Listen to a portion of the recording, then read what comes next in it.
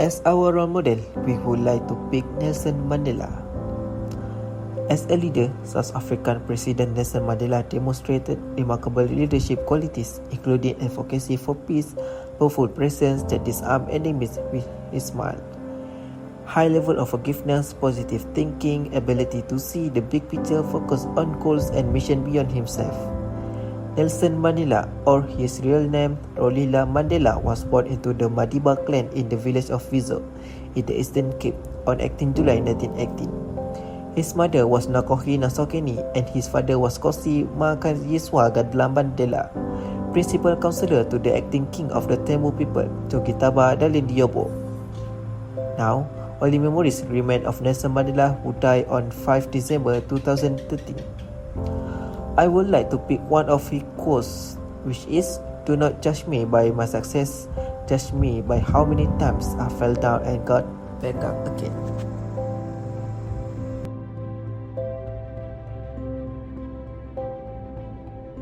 In order to acquire authority rather than power, a person engaged with people in a management or co-worker capacity using the leadership style and ideology known as servant leadership. A decentralized organizational structure is present in the system. This type of leadership involves those employees who interact with customers in business decisions.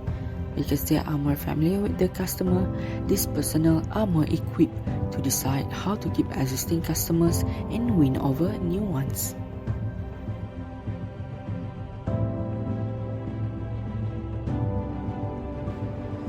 Nelson Mandela embraces the following set of characteristics when it comes to his leadership style.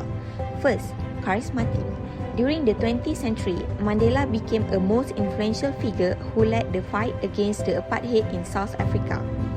As the first black president of the country, his enthusiastic motive succeeded in attaining freedom by being charismatic. This practice was alleged to be very captivating and successful, where he held strong emotional reactions towards his followers, which built trust between him and his African National Congress followers. In fact, this gave them a strong belief to continue their fight and pledge willing obedience to him. Next, transformational. As an influential leader, Mandela was able to lead his country to nearly liberated from prejudice.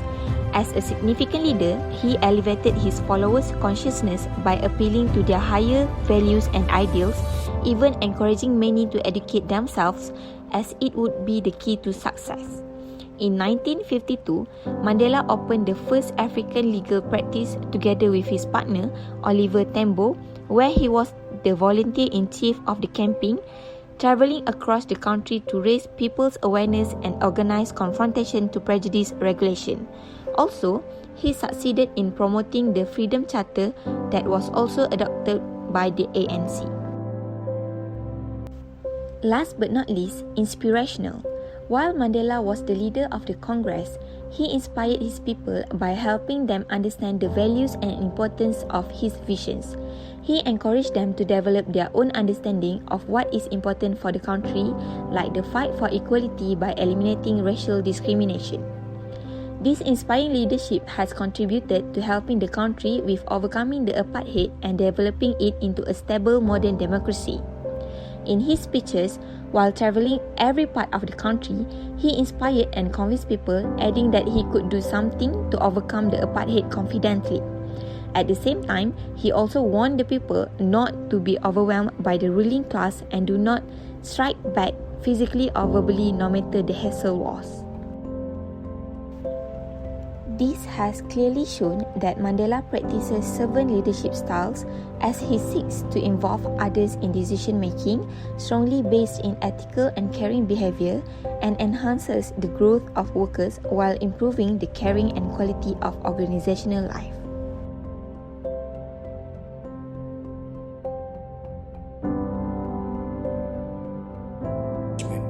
First of all is empathy and conflict resolution.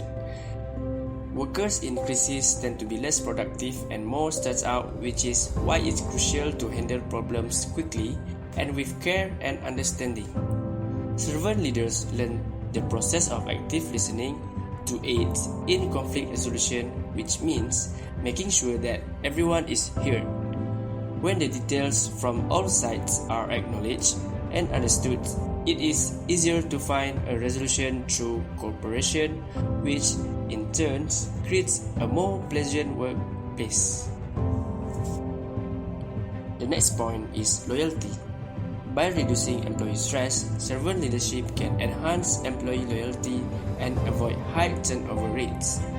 The collaborative nature of servant models breeds loyalty because team feels connected to the corporate culture and the services that company provides. The third effect is involvement.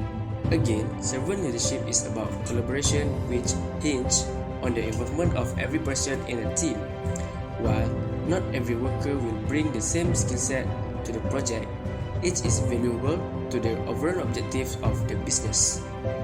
The promise of that involvement produces levels of pride and satisfaction in the workplace, which are often combined with reduced stress and greater happiness. Last but not least is productivity. By encouraging and supporting employee development and involvement, businesses are higher productivity and success, and when emulating such leadership, employees find greater fulfillment in their personal and professional lives. It is to improve employee efficiency and productivity. This is true for democratic leadership or autocratic leadership.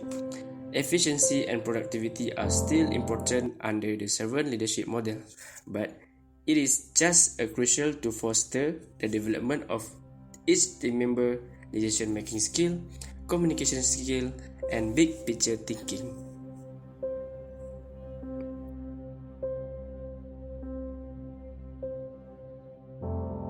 First, better collaboration and stronger team. Employees who are always open-minded accept service idea and suggestion for the co-worker because they met their boss as a role model.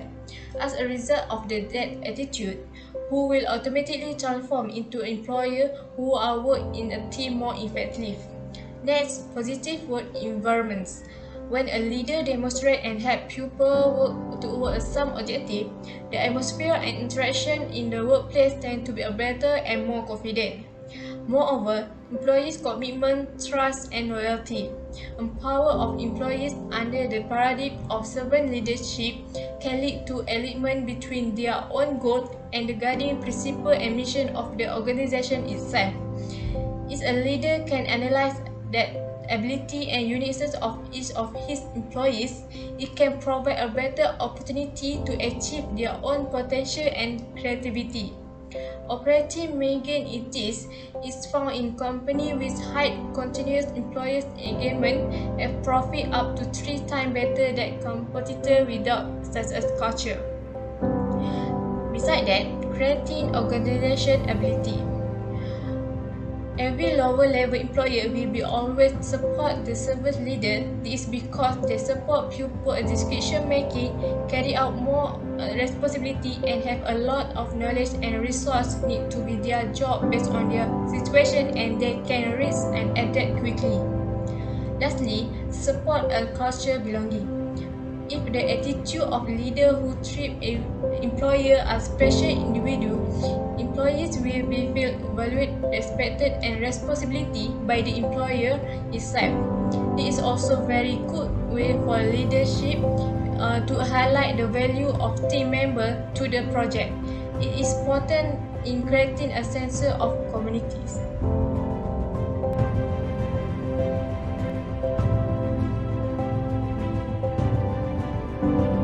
Having a servant leaders have a lot of advantage, such as, firstly, their decision based on the benefit for all.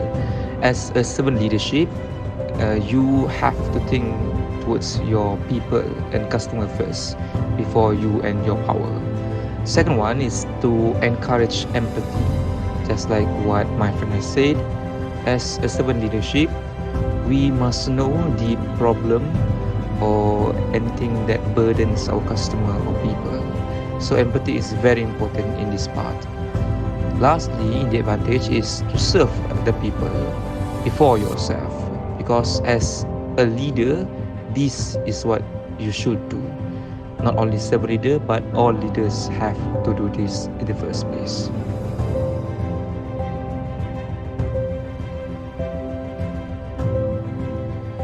Although servant leadership has a lot of potential inside their own charismatic, it also have their own downfall, which is the first one is having hard and long period to make a simple decision, just like anything happen in the parliament. So simple things can be solved very quick if we have like monarchy or dictatorship, but it's risky, so servant leadership have their own cons, which is to make decision even longer.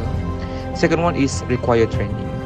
It's very hard for us to actually notice some leader that is actually having a servant leadership. And also lastly is leader role will lessened.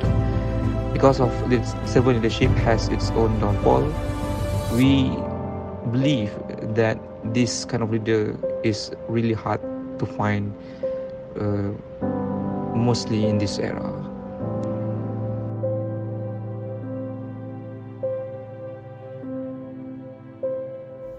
In conclusion, servant leadership is more than leading by example.